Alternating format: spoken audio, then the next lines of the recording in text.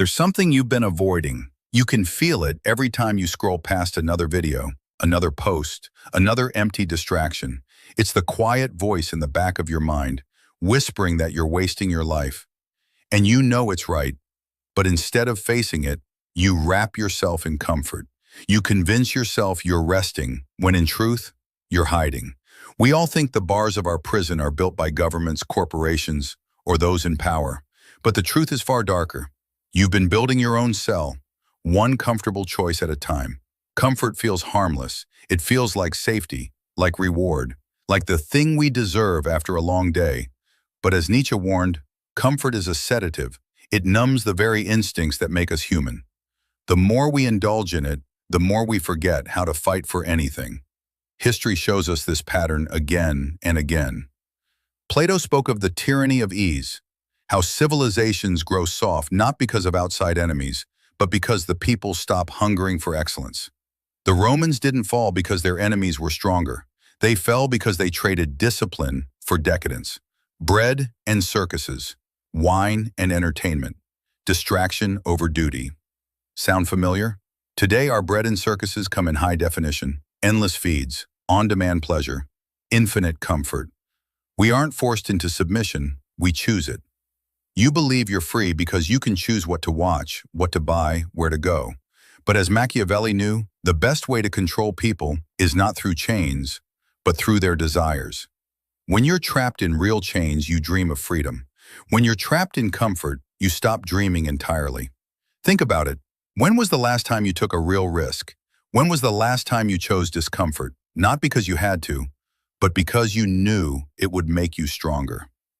We've built lives where friction is the enemy. We avoid awkward conversations. We ignore challenges. We replace discipline with convenience. And then we wonder why life feels hollow. Psychologists call this learned helplessness. At first, we're capable, strong, curious, but every time we avoid discomfort, our threshold for pain drops. Soon the smallest challenge feels impossible. Our own mind becomes our captor, telling us we're too tired, too busy, too late. And here's the twist no one wants to admit. The part of you that fears discomfort wants you to stay trapped. Because growth is dangerous. If you grow, you change. And if you change, you might have to face truths about your relationships, your work, your entire identity.